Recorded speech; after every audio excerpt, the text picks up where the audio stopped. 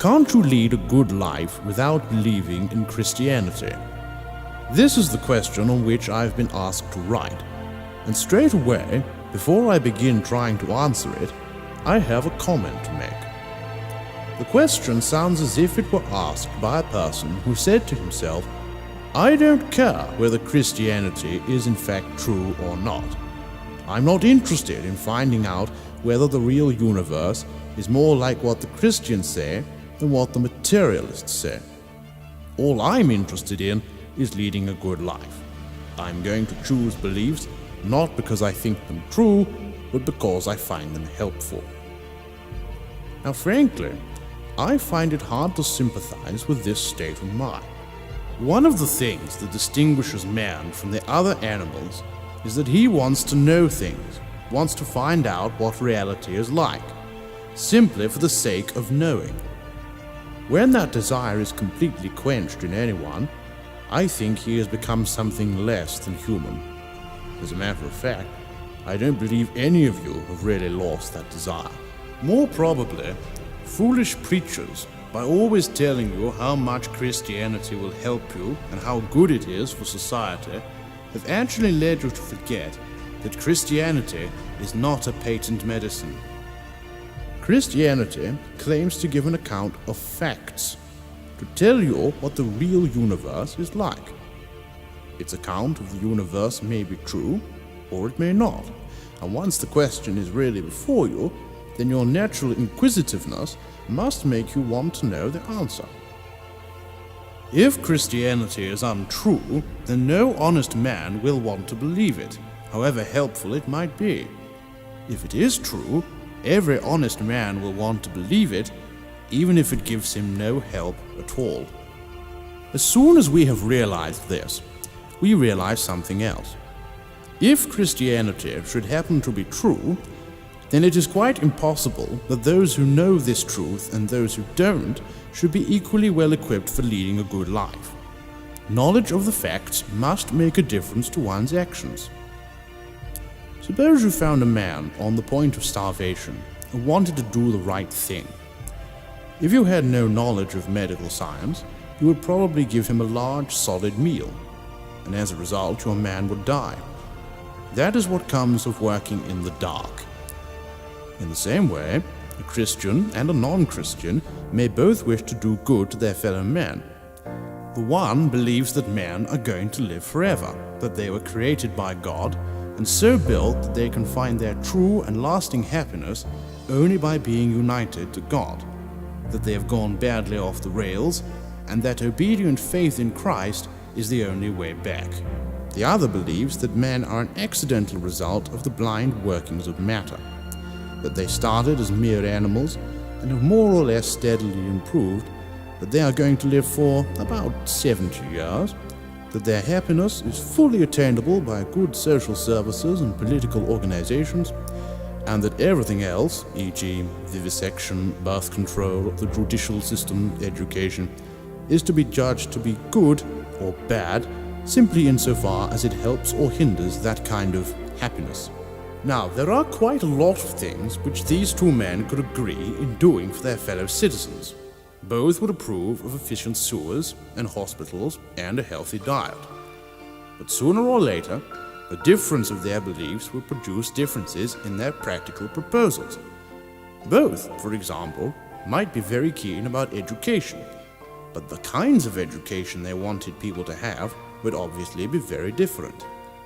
Again, where the materialist would simply ask about a proposed action, will it increase the happiness of the majority? The Christian might have to say, even if it does increase the happiness of the majority, we can't do it. It is unjust. And all the time, one great difference would run through their whole policy. To the materialist, things like nations, classes, civilizations must be more important than individuals, because the individuals live only 70-odd years each, and the group may last for centuries. But to the Christian, individuals are more important, for they live eternally, and races, civilizations, and the like are, in comparison, the creatures of a day. The Christian and the materialist hold different beliefs about the universe. They can't both be right. The one who is wrong will act in a way which simply doesn't fit the real universe. Consequently, with the best will in the world, he will be helping his fellow creatures to their destruction. With the best will in the world. Then it won't be his fault. Surely God, if there is a God, will not punish a man for honest mistakes. But was that all you were thinking about? Are we ready to run the risk of working in the dark all our lives and doing infinite harm, provided only someone will assure us that our own skins will be safe, that no one will punish us or blame us? I will not believe that the reader is quite on that level. But even if he were, there is something to be said to him. The question before each of us is not, can someone lead a good life without Christianity? The question is, can I? We all know there have been good men who were not Christians. Men like Socrates and Confucius who had never heard of it. Or men like J.S. Mill who quite honestly couldn't believe it. Supposing Christianity to be true, these men were in a state of honest ignorance or honest error. If their intentions were as good as I suppose them to have been, for of course I can't read their secret hearts, I hope and believe that the skill and mercy of God will remedy the evils which their ignorance, left to itself, would naturally produce both for them and for those whom they influenced. But the man who asks me, can't I lead a good life without believing in Christianity, is clearly not in the same position. If he hadn't heard of Christianity, he would not be asking this question. If, having heard of it, and having seriously considered it, he had decided that it was untrue, then once more he would not be asking the question. The man who asks this question has heard of Christianity and is by no means certain that it may not be true. He is really asking, need I bother about it? Mayn't I just evade the issue, just let sleeping dogs lie and get on with being good? Aren't good intentions enough to keep me safe and blameless without knocking on that dreadful door and making sure whether there is or isn't someone inside? To such a man, it might be enough to reply that he is really asking to be allowed to get on with being good before he has done his best to discover what good means. But that is not the whole story. We need not inquire whether God will punish him for his cowardice and laziness. They will punish themselves. The man is shirking. He is deliberately trying not to know whether Christianity is true or false, because he foresees endless trouble if it should turn out to be true. He is like the man who deliberately forgets to look at the notice board because, if he did, he might find his name down for some unpleasant duty. He is like the man who won't look at his bank account because he's afraid of what he might find there. He is like the man who won't go to the doctor when he first feels a mysterious pain because he is afraid of what the doctor might tell him. The man who remains an unbeliever for such reasons is not in a state of honest error. He is in a state of dishonest error, and that dishonesty will spread through all his thoughts and actions. A certain shiftiness, a vague worry in the background, a blunting of his whole mental edge will result. He has lost his intellectual virginity. Honest rejection of Christ, however mistaken, will be forgiven and healed. Whosoever shall speak a word against the Son of Man, it shall be forgiven him. But to evade the Son of Man, to look the other way, to pretend you haven't noticed, to become suddenly absorbed in something on the other side of the street, to leave the receiver off the telephone because it might be he who was ringing up, to leave unopened certain letters in a strange handwriting because they might be from him, this is a different matter. You may not be certain yet whether you ought to be a Christian, but you do know you ought to be a man, not an ostrich hiding its head in the sand. But still, for intellectual honor has sunk very low in our age, I hear someone whimpering on with his question, will it help me? Will it make me happy? Do you really think I'd be better if I became a Christian? Well, if you must have it, my answer is yes. But I don't like giving an answer at all at this stage. Here is a door, behind which, according to some people, the secret of the universe is waiting for you. Either that's true, or it isn't. And if it isn't, then what the door really conceals is simply the greatest fraud, the most colossal sell on record.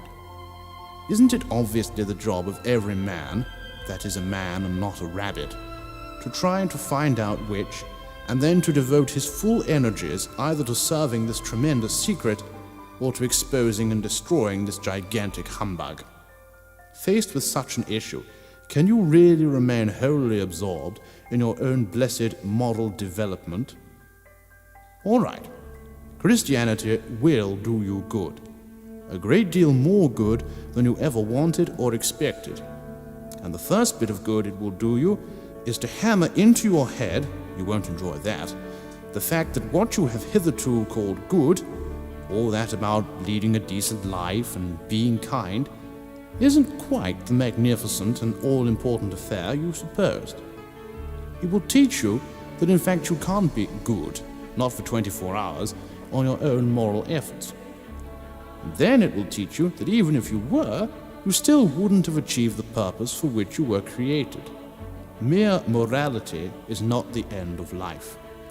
You were made for something quite different from that. J.S. Mill and Confucius, Socrates was much nearer the reality, simply didn't know what life is about. The people who keep on asking if they can't lead a decent life without Christ don't know what life is about. If they did, they would know that a decent life is mere machinery compared with the thing we men are really made for. Morality is indispensable, but the divine life, which gives itself to us and which calls us to be gods, intends for us something in which morality will be swallowed up. We are to be remade. All the rabbit in us is to disappear, the worried, conscientious, ethical rabbit, as well as the cowardly and sensual rabbit. We shall bleed and squeal as the handfuls of fur come out. And then, surprisingly, we shall find underneath it all a thing we have never yet imagined. A real man, an ageless God, a son of God, strong, radiant, wise, beautiful, and drenched in joy. When that which is perfect is come, then that which is in part shall be done away. The idea of reaching a good life without Christ is based on a double error. Firstly, we cannot do it, and secondly, in setting up a good life as our final goal, we have missed the very point of our existence. Morality is a mountain which we cannot climb by our own efforts. And if we could, we should only perish in the ice and unbreathable air of the summit, lacking those wings with which the rest of the journey has to be accomplished. For it is from there that the real ascent begins. The ropes and axes are done away, and the rest is a matter of flying.